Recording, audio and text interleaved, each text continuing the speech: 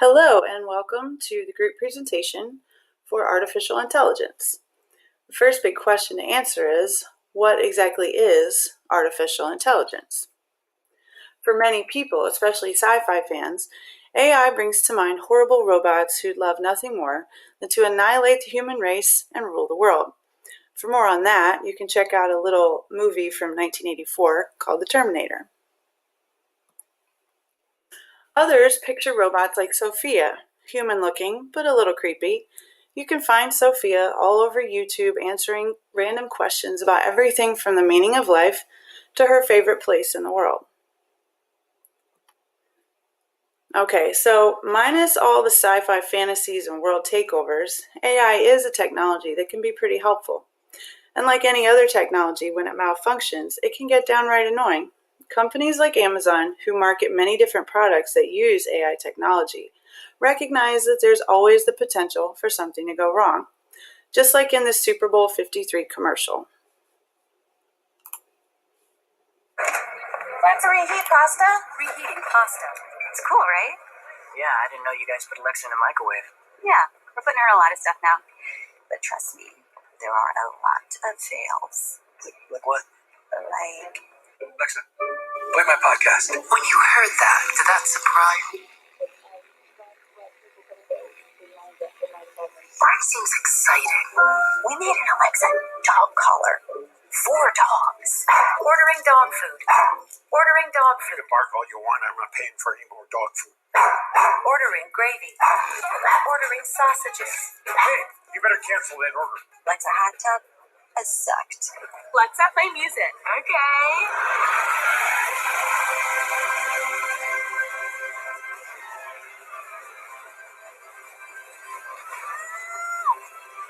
And then there was the incident. Wait, that was you guys. I don't know, was it?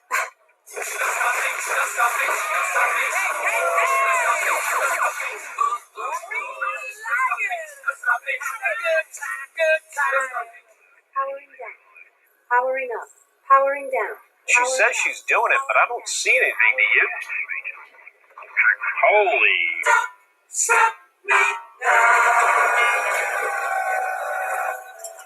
I'm not talking to you.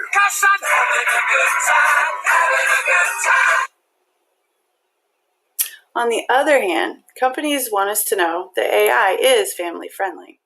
In this next video, Google's trying to show us that your family life can be more fun with Google Home.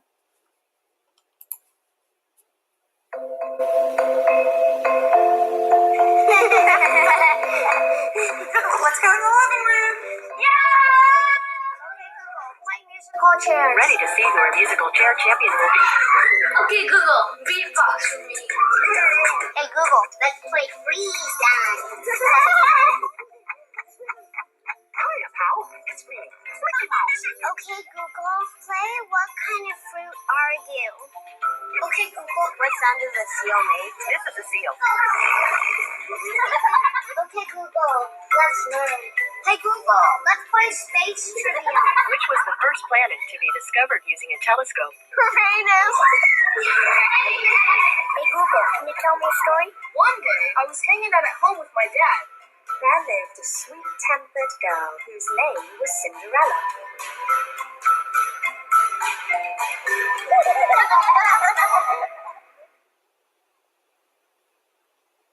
So what exactly is artificial intelligence? It's any technology that emulates human intelligence, such as by understanding complex information, drawing its own conclusions, and engaging in natural dialogue with people. But how does it do all this?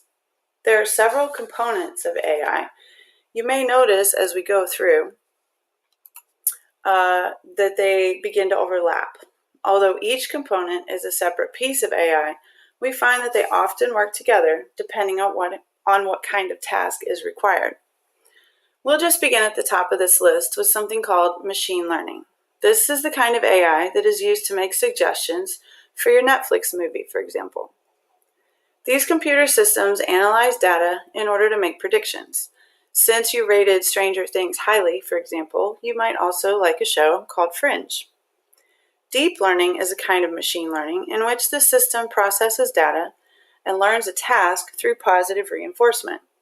This kind of learning requires constant processing and reinforcement. An example of deep learning is speech recognition, like this. Hey Siri.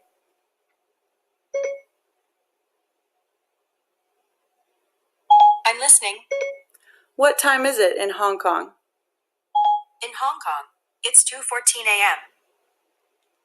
And just like that, Siri knows my voice, recognizes it as human speech, and answers the question presented. If you think neural networks sound suspiciously human, then you would be right. Something called perceptrons create these neural networks in computers. This kind of AI is what allows a computer to identify a particular image correctly. The computer is taught through huge chunks of data. For example, we might show it 1,000 cat pictures. Once these images are processed, then the computer can tell whether or not a particular image qualifies as a cat. Neural networks are what lead us then to cognitive computing, which is the effort to improve human-machine interaction by understanding the language and images. Natural language processing is exactly what it sounds like. This component of AI is what allows Siri to not only understand me, but to talk back to me and answer logically. Let's try it again. Hey Siri.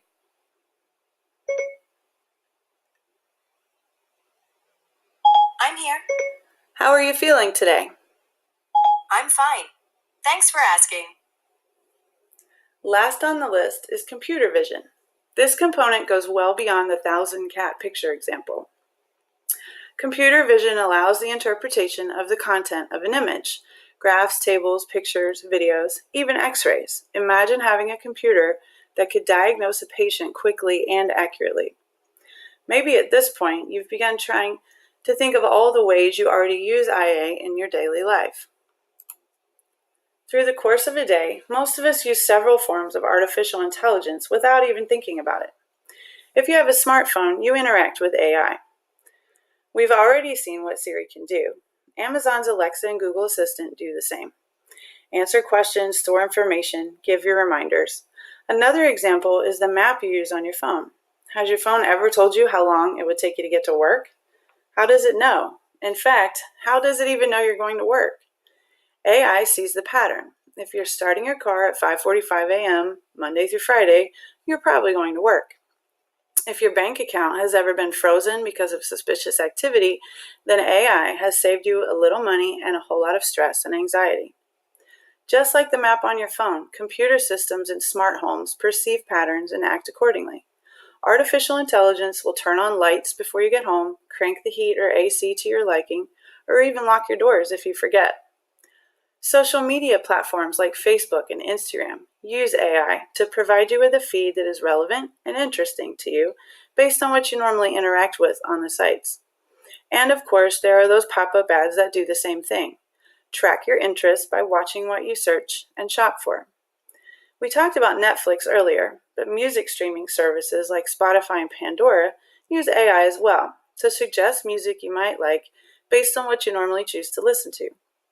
Over time, these services seem to really know your taste in music because the more data you feed the system, the more accurate it becomes. Last on our list of everyday AI is, of course, Gmail. Gmail uses artificial intelligence to detect and protect you from spam, malware, and phishing emails. And here we've arrived at the different roles artificial intelligence can play in education. In a K-12 setting, there are implications for both students and teachers. For one, students can have the advantage of more personalized tutoring and individual pacing. One example of this is a website called KnowRedInk.com. Once the teacher assigns a particular set of skills to be learned, the student begins working on an assignment that includes, say, locating subjects, verbs, and direct objects. Based on correct and incorrect answers, the system can tell whether the student has mastered a particular skill. If Joey has answered all the subject items correctly, but keeps missing the verb questions, then the computer can pop up a screen that reviews the lesson for Joey before he can move on to more verb questions. On the other hand, the computer system sees that Bill has mastered subjects, verbs, and direct objects, and so allows him to move on to the next assignment. In this way, the system is individually tailored to and paced for the student.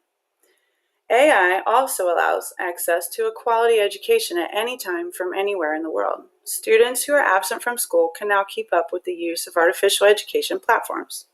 Online courses that use AI allow students to ask questions and get help 24 hours a day.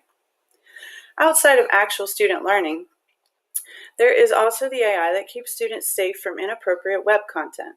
In the past, school systems have used programs that block specific URLs, but the blocks only occur after students have encountered the inappropriate content. New programs are now being developed that can analyze in real time the content of a page and act accordingly, either by blocking the site or allowing the student to view.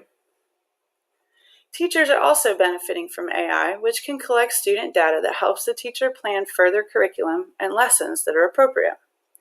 AI can also help cut down on the time spent grading, multiple choice tests, for example. There's still some question about whether a computer can grade an essay or an interpretive response. With enough input and deep learning, this is definitely a possibility. AI also plays a part in corporate education. Artificial intelligence can provide professionals with learning experiences that are personalized to their needs for skills development. AI that provides these learning experiences to professionals based on their preferences, behavior, interests, and skills allows employers to continuously provide growth and reskill opportunities. As with any technology used in education, there are benefits and limitations with artificial intelligence. A benefit that stands out is the ability to individualize and differentiate for each student, which in turn provides either remediation or acceleration when needed. AI can also keep students safe from inappropriate web content and allows them to access teachers, materials, and information from anywhere at any time. Limitations include the lack of personal teacher-student interaction, which may create a feeling of isolation in some students and especially be a problem for younger students who are missing out on interpersonal relationships with teachers and other students. One other limitation is AI's inability to accurately measure student understanding on something like an essay, although with enough training, this may not be a limitation for very long. And that's our presentation. Thanks for watching. Here are a few of our references and the rest, and have a great day.